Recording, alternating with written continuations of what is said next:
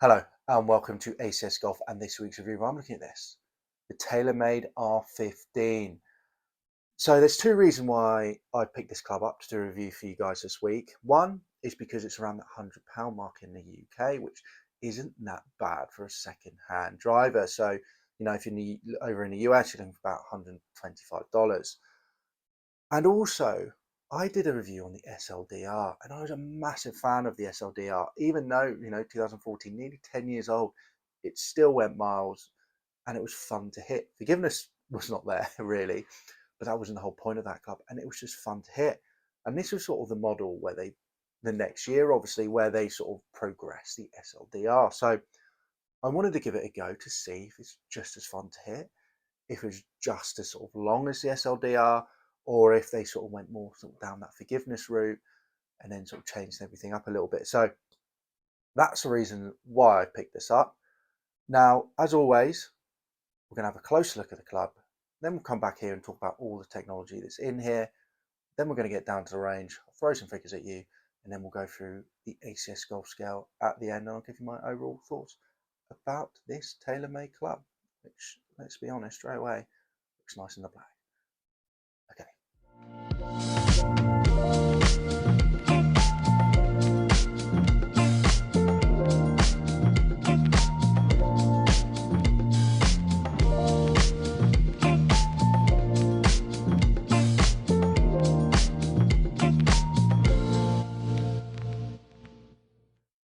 So there you go. A very good looking club, to be honest. I do like that sort of the black around. You could get this in a white version as well, which also I'm a massive fan of. A friend of mine actually plays this, the R15, and he plays it in the white, and he loves it. I do like the black, and also I quite like that head shape, but you can sort of see straight off the bat, this isn't sort of your normal driver. So straight off, you can tell just by that head shape, the majority of the weight is at the front and not the back, which equals low spin, longer distances. Obviously, if you have the spin rate, if it's low spin and you don't have the swing speed, then you could be absolutely punished and it won't go anywhere. But that's what it's built for. So 75% of the weight of this club is actually at the front and only 25% is at the back. If you look at more modern day drivers, they're more forgiving. The majority of weight is at the back and not at the front. So there you go. Now let's get into this technology. So from the SLDR, they got a new track system. So the new front track system is a progression from the previous SLDR version. This time you have two weights, which are 12.5 grams. There you go. And they sit on a track that is towards the face, the sole of the club, and create more options than the prior generations. Although it has many positions, it could take the four main positions, which are these. So max distance, you have both the weights together at the front of the face, which is the setting I have now, which is the main setting I tested it in. Max draw, obviously you move both the weights towards the heel of the club, so both of these would be there. And then max fade, they'll both be there. And then sort of the most forgiveness setting of this club is when the weights are actually split and then both at the heel and the toe, which creates a stable platform. So there you go. And one thing also that they did, they actually brought that rack a little bit closer to the face as well. So the SLDR, you'll remember, it was actually a little bit further back. So they brought it right up to that face to create, well, that more slow spin. You've also got the fact that they've got this inverted cone technology. There we go. And this is technology on the face of the club, which has been around for some time, but also allows an optimized and expanded sweet spot. There you go, longer hits if you don't miss the middle. Also, in addition to the club, that has an ultra thin casting, which saves weight and makes the club a touch lighter. That's one thing I did find about this club, and I do find, to be fair, about majority of sort of those older clubs, they are a bit lighter than the more modern ones, even though the modern ones obviously have a load of carbon in there to say weight. They obviously put the weight elsewhere. With these, they tend to just strip it out. Which, if you prefer a lighter driver, maybe an option to go for an older club. Obviously, there are lighter options out there, such as Wilson, and obviously Cobra. Cobra have a light range out as well. And Cleveland, there you go. So there's that bit. Now on to sort of all the specs finally. So there's all the technology that's in there. So the majority of the time it's just the weight moved forward. And I'll quickly say as well with these weights, there's 12.5 grams each. The SLDR, there you go, only had a 20-gram weight. So you got two and a little bit more weight at the front, an extra 5 grams to sort of move around a bit. Now, specifications, how this came out, as always, it came out in the 460 head, which I have. Also came out at 430cc head for that sort of more smaller head for more control. You can only get the white version in that though. And obviously that was, you get the tool preferred model as well with these. Lofts, you got 9.5, 10.5, 12, and 14 degrees. 14 again was only available in the white. Shafts, premium shafts. You know, you got this speed of 57 here. You know, Taylormade. You know, really nice shaft there, as you would expect with a big brand like Taylormade. So there you go. There's all the technology in this club. So quite a little bit, but not a huge jump up from the SLDR, let's be honest. Now let's get down to range. I'll throw some figures at you and then we'll come back in here and then we'll go through the ACS golf scale. Okay, see you in a bit. So here I am down at the range for the R15, and this is the only shot tracer you're actually going to get, because unfortunately I think due to glare or something, the shot tracer app decided not to work for the rest of them, so never mind. Now let's jump straight into those figures. Remember, for me with a driver in my swing, I'm looking for sort of total distance around that 250 mark and above, and average speed I want about 155 miles per hour ball speed. So going to the figures, flat carrier had an average 216 yards, total distance 245 yards, ball speed 145 miles per hour, launch angle 13, and height 17. Now, that is a little bit of a drop down from what I want. In both occasions with the ball speed and the total distance, I didn't actually break the sort of markers I look at. Best ball speed I had was 148 miles per hour, and total distance, twice I managed a 249, but never got over that 250 mark. Now, that is annoying, but I will say I didn't quite get on with this drive, especially with the weights right at the front. I just couldn't really get the swing of it, if that makes sense. I definitely felt it did have a little bit more to offer when it came down to distance and ball speed, but obviously just doesn't really work for me. Okay, so there we go. Now, let's get into the ACS golf scale. Let's get straight into it. So, distance-wise, I've given it a 3. Yes, on average, it was 243 on the day for total yards. If you watched my video of this versus the Stealth, the average yards was a little bit higher because I picked the best 5 shots. So 243, okay, I'm looking for that 250, so it's a little bit shorter. Personally, for me, I didn't really get on with this driver, so I think in someone else's hands, I think you could do a little bit better. So that's why I've given it a 3. But by all means, I don't think it's going to be any longer than that. For me, it wasn't like the SLDR where I was getting some really good numbers with it. And I felt maybe you could get a little bit more, but not a huge amount. But 3 out of 5 isn't bad. You know, it's above average. For a club that's from 2015, it's not the end of the world. So there you go, 3 out of 5. Moving the weights across, I sort of had the same really, because it just then the averages were a little bit better because there wasn't such a spread, because the forgiveness was a little bit more. So there you go. But I will say, obviously, annoying that I got the 249 and didn't quite get that 250, which I wanted. But to be honest, both times I got up to that 250, I didn't actually have the best ball speed. So obviously, I wasn't quite there in the middle of the face. But yeah, 3 out of 5. Okay, not brilliant. Now, moving on to the feel. Now, again, like,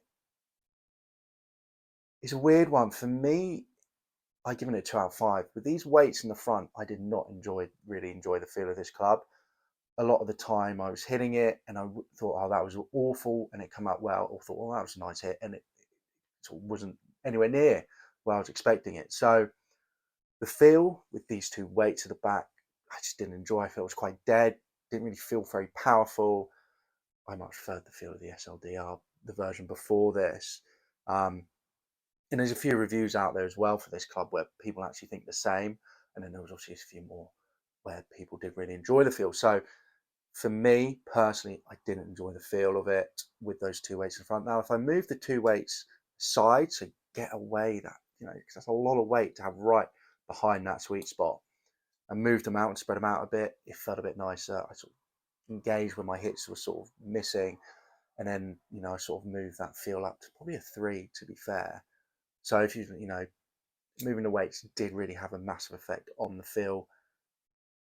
So there you go. But in the middle with both the weights, I just did not like the feel of this. I thought it was quite dead. It wasn't as powerful as I wanted. And I brought that up actually when I put this against my Stealth 2. Much further feel of the Stealth 2, to be honest, which is a shame because I did enjoy the SLDR's feel, to be honest. So never mind. There we go.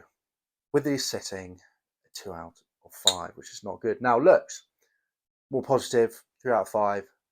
I do enjoy the black there. I enjoy that shape as well in the head. So yeah, just a very sort of generally good looking club, 3 out of 5. I think I probably preferred it in the white personally because I really do like the old sort of Taylormade white clubs. And I think if it was there, then it might have been a little bit higher. But good looking club for me, 3 out of 5. Now we move on to forgiveness. Forgiveness, average 243, had a few shots under 240, had a few shots where the ball speed dropped from 145 down to 141, and I had a few that as well that I actually took off because human error was down to me. But with a more modern day driver or a more forgiving driver, maybe they would have ended up being a little bit better. So beginners have actually only given it a 2.5 out of 5. And then even moving the weights to the sort of side area, I sort of moved it up maybe to a 3. This isn't the most forgiving models.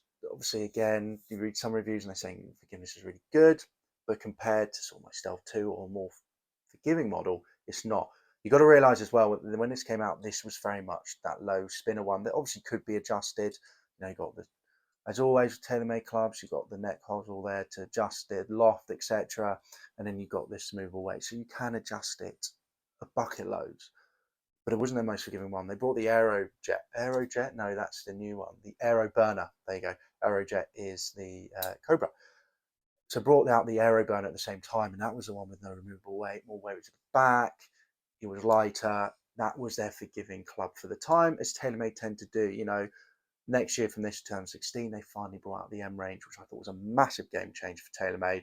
And then you had the M2, which was the forgiving one, way at the back, and then you had the M1, which is the adjustability one. So, and they still sort of do that nowadays when the weight's at the front. It's not their most forgiving model because it never is. It's a low spinner. So for me, even with the weights on the side, as I said, forgiveness, 3, maybe push up to 3.5, but not as forgiving as personally I would have potentially hoped. But then, well, it's because the whole point of this was they were still saying it's forgiving if you read the reviews, but again, it's not the most forgiving model. So probably where it should be.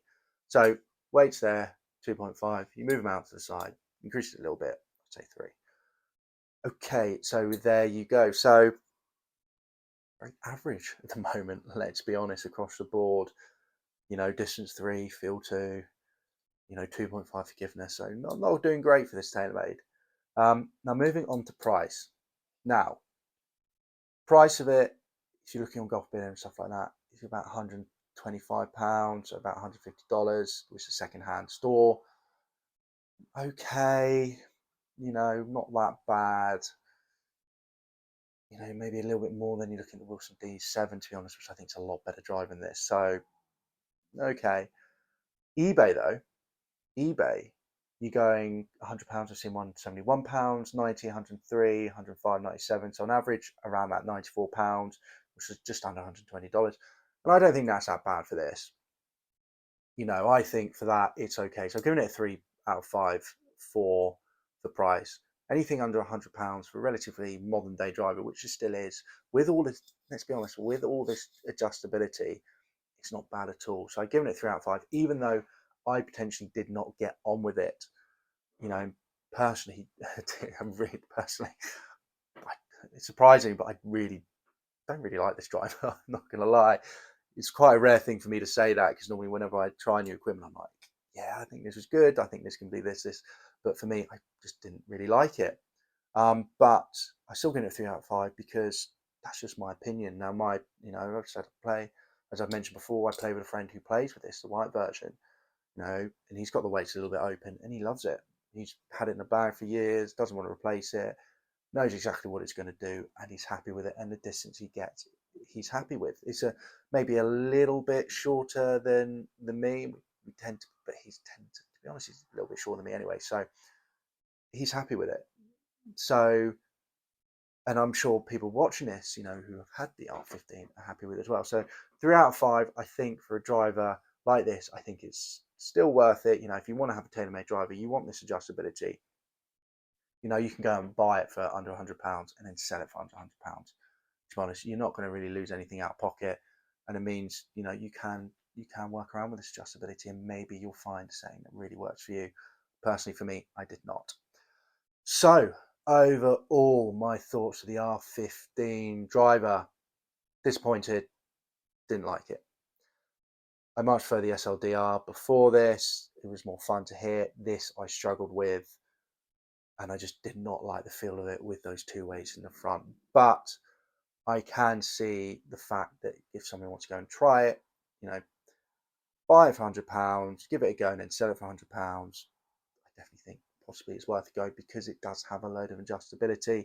And if you're a low spinner with a good launch, maybe you can get some really good distance with it.